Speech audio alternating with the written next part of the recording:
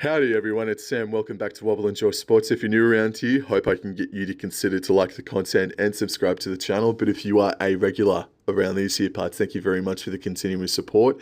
We are a quarter of the way through the NRL season. Fair income, time flies when you're having fun. Let's get stuck into round number 10, the ASI Tip Show.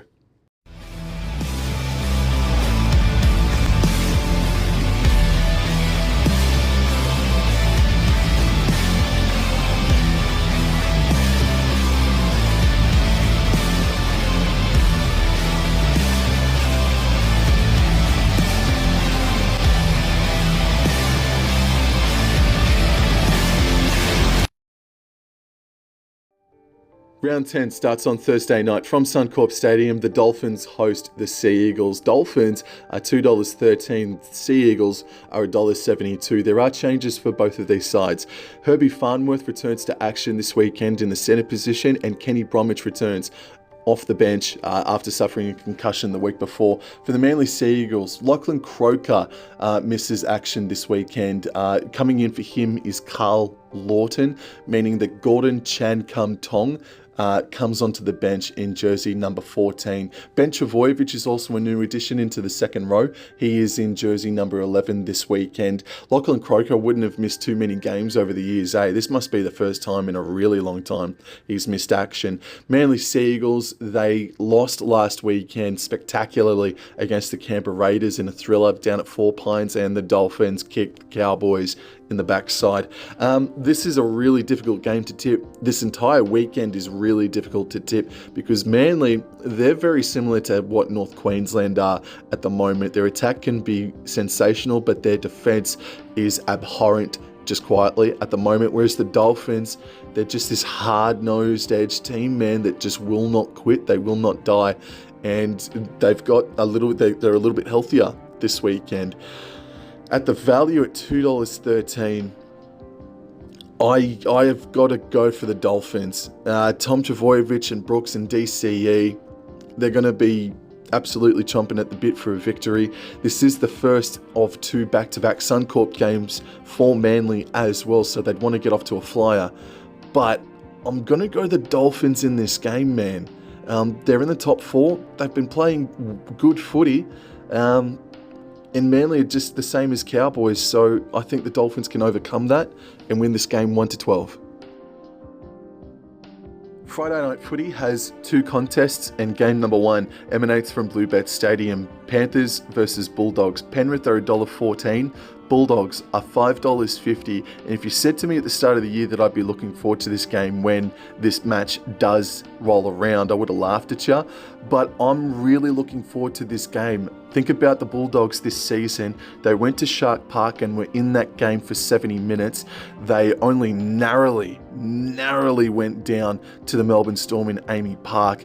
And this season, Penrith, they just have not played their best footy. We haven't seen the best of Penrith.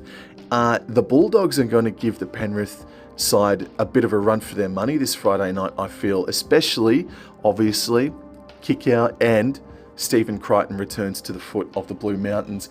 Going into the Penrith side now, and Paul Alamotti is going to be starting in the centres. Nathan Cleary returns, and going into the bench, Jack Cole, Lindsay Smith, Henry and Maverick Geyer. And then looking into the Bulldogs now, Stephen Crichton will play in the centre position. We've got Josh Curran, who's going to be playing as the prop. Kickout, Salmon and Mann is the back row, and the interchange reads Hayward, Hughes, Moran and Preston. Preston surely will get a few more minutes this weekend as well. Really interested to see how Bulldogs go. They've been pretty good, and for a team that I actually dislike, admittedly, boy howdy, they're playing some really likeable rugby league at the moment, but you'd be dumb to go against Penrith. I'm going to say Penrith 1-12. I think this could be a seriously entertaining game of footy. The primetime Friday night footy game emanates from CommBank Stadium, the Eels versus the Broncos. Eels are $3.10, the Broncos are $1.37 favourites. The Broncos have broken a mirror in the off-season, and they've just got so much bad luck going for them at this stage of the game. It really does suck because they are a really entertaining side. Whereas for the Parramatta Eels, the same could be said about them, but they've lost Clint Gutherson. their heart and soul, their captain, and that spells serious trouble for them, in my opinion.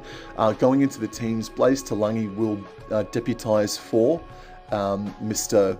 Clint Gutherson. Ethan Sanders remains in the halves. And for the Brisbane Broncos, Josh Rogers will be the halfback instead of Adam Reynolds, and Jack Gajewski will be the 17th man, making his Broncos club debut this weekend. To give Parramatta a fair bit of credit though, their bench still looks really good. It looks sizable. Their forward pack, Cartwright, Makatoa, Offahengawi and Tuolangi coming off the bench. I like that bench for Parramatta, but I just don't know about that backline when they're coming up against and defending against Walsh, Oates, Staggs, Cobbo and Mariner. I'm going to give the edge to the Broncos. We've seen teams this year who have come off the bye. I've said it all year and it's true. All teams that have come off the bye this year have been very flat for at least the first half. I'm thinking that this will be the same case with the Parramatta Eels. I hope Talangi goes all right, but I'm going to stick with the Brisbane Broncos to win this game 1-12. Shifting into Super Saturday, and game number 1 for the first and only time this year starts from Tamworth, Scully Park as it's known. Tigers versus Knights. Wests are $2.34, $1.60 about the Newcastle Knights. Going into the team list for both of these sides, Api Coruscant does return into the hooker position. Jaden Sullivan will be the halfback for the next month as Aiden Caesar sits out, and Stafford Toa returns into the centre position. And then going into the Newcastle Knights now, they look to be unchanged just about.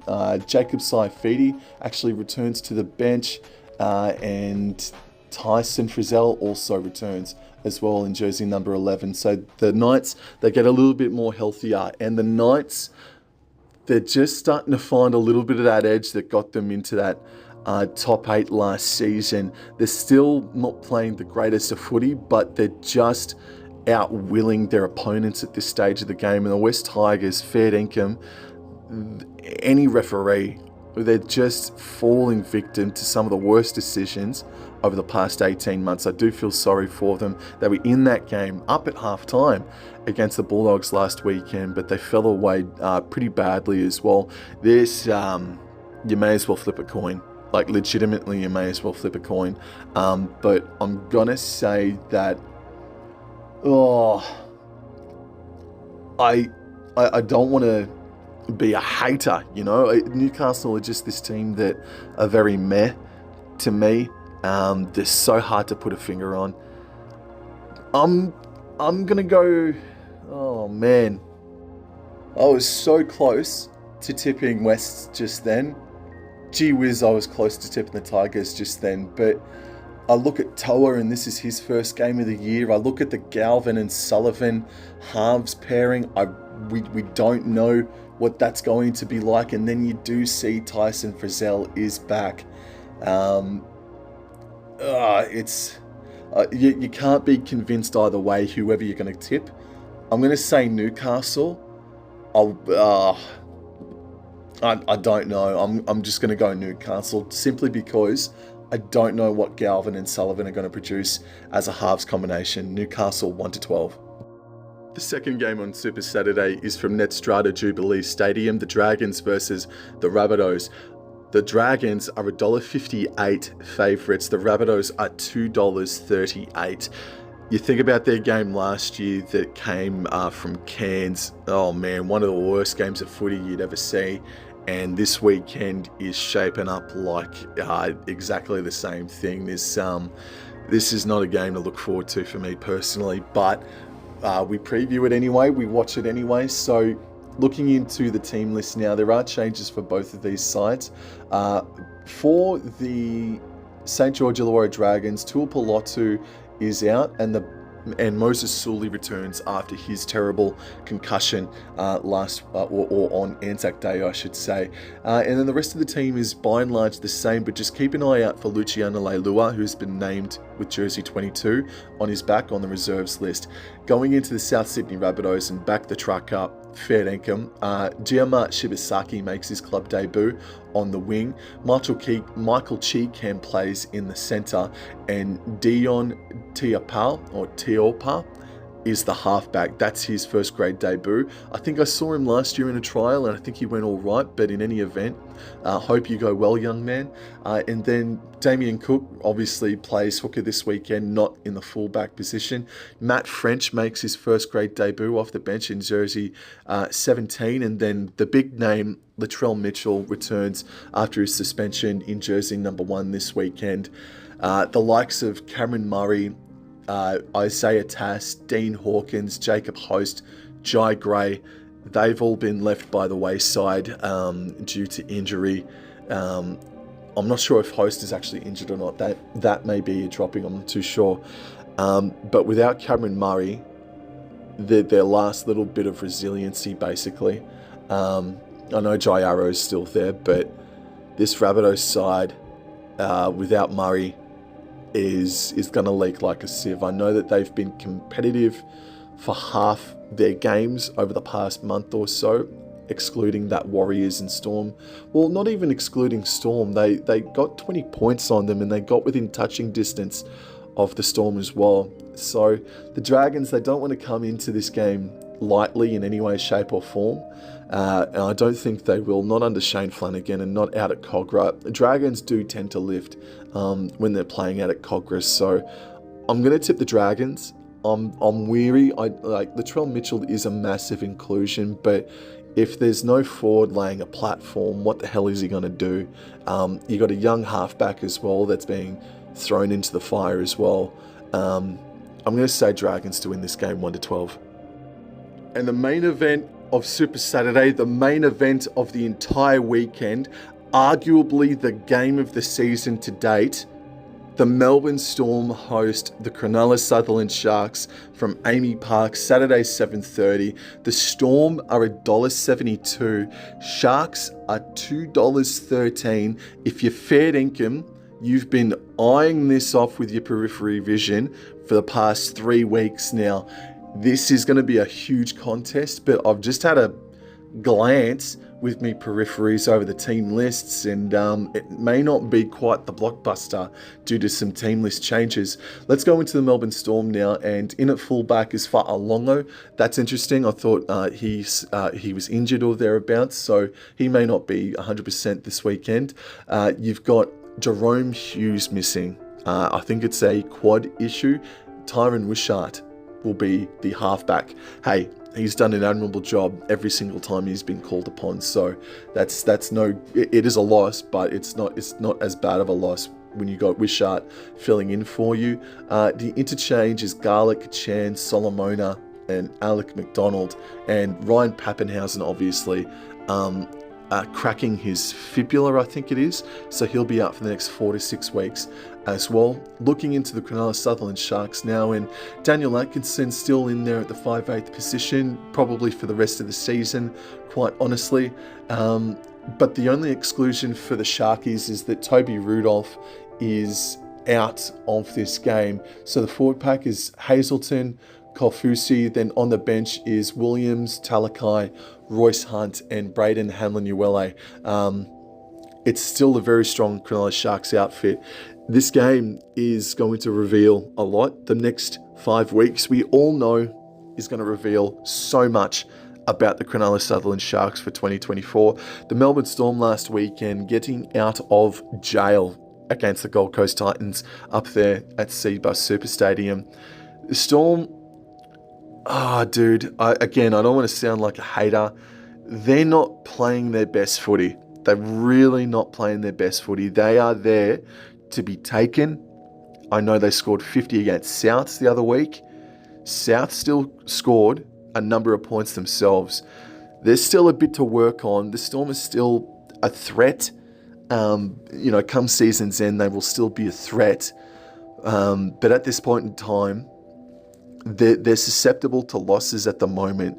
They're not invincible, and their big game finals experience is getting them over the edge, whereas the Sharkies, man, this is it. I know they went to New Zealand in round 1 and got the dub. They've beaten the Cowboys, who were a top fancy side coming into this year. And other bits and pieces. A lot of people are discrediting the way Sharks have gone about business this year. And last weekend against the St. George Illawarra Dragons, the Dragons they're a hard-edged team, and I'm sure the Sharkies had one eye. As I said last weekend, I'm sure the Sharkies had one eye on the Melbourne Storm when they played that game against the Dragons. What a fascinating game this is going to be. Cannot wait to sit down and watch it. With Pappenhausen and Hughes out, Sharkies, I'm going to put all my chips on you. You don't mind causing an upset, a boil over against the Melbourne Storm. This is not a rivalry, by the way, in my opinion. There's grand final history, there always will be, but I don't think this is a rivalry, and I think that's a term that you're going to hear more and more in the lead up to this game. But I'm going to go the Cronulla Sutherland Sharks.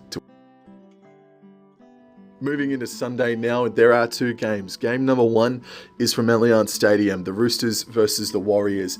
The Roosters come into the game as $1.25 favourites. The Warriors are $4 outsiders.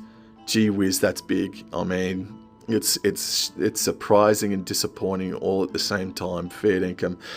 Going into the team list, and if you're a Roosters fan, boy howdy, you are absolutely salivating at the prospect this weekend, because Victor Radley, Daniel Tupou, Jared Ria-Hargreaves, and Spencer Leniu returns for years this weekend in Jared Ria-Hargreaves' 300th game for the Sydney Roosters. For the New Zealand Warriors, Kurt Capewell is out. That brings in Jazz Tavanga. The Warriors are capable of causing the upset. They got very close to Easts last year at Allianz Stadium at the same venue, despite some controversial calls in that game. By the way, FYI, Casey Badger is the referee in this game. Warriors fans just rolled their eyes, I'm sure. But the Roosters, I think we need to just calm down a little bit. They pumped the Dragons. I know the Dragons have been more competitive than we anticipated this year, but it's still the Dragons. And then the Broncos, they lost Adam Reynolds halfway through their game last weekend. I think they missed out on one other player as well. So the Broncos were at 6s and 7s halfway through that game, but it's still a credit to the Roosters. They went up there and won 40-18, whereas the Warriors, their attack is not clicking. There's just, I don't know how to explain it, but it's just not clicking at the moment for the Warriors, unfortunately. But they need to turn it around this weekend, because if they, I'm sure defensively they'll be okay, but this could be a 30 points to 6 sort of a scoreline if they're not careful.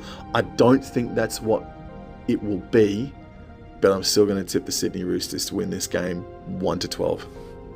And the final game to round out round number 10 is from Cbus Super Stadium, Sunday afternoon footy. The Titans versus the Cowboys. Gold Coast, they are sitting at $2.24. North Queensland are $1.65. There are a couple of changes for both of these sides.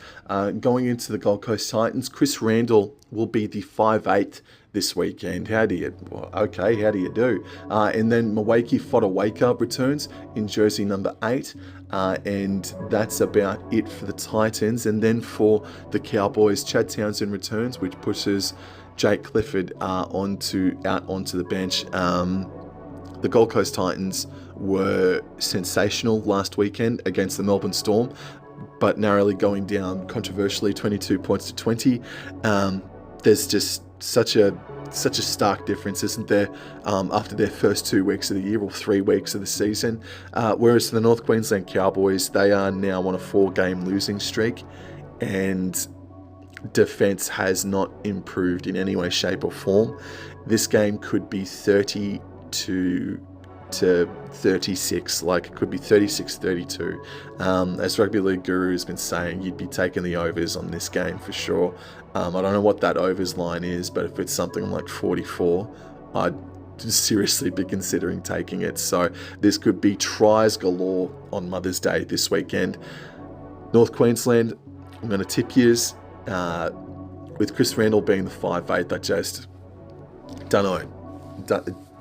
We just don't know. So the Cowboys, this is we're getting closer to full strength. We're still waiting on Taulagi to return. Obviously, Hess and Leibart have been lost for the year. But I'm going to go the Cowboys to win this game 1-12. Come on, you Cowboys. Everybody, thank you very much for the continuous support. I really do appreciate it. I'm just working vehemently over the past couple of weeks, so I think I can come back for a regular face tipping video, but then again, the videos that I don't show me face, they do better, so I'm not too sure what the future holds in that regard. But thank you again for the continuous support. What an unbelievably tricky year this has been to try and tip. It's been so hard. There has been a genuine pure shock upset every single weekend. So to the people that have gotten 8 out of 8, you're taking the mickey. You're absolutely taking the fucking piss. Excuse my French. Anyway, guys, hope you enjoy the weekend. Spoil your mothers this weekend as it is Mother's Day weekend. And I'll see you in the next episode. Thank you. Take care. Adios.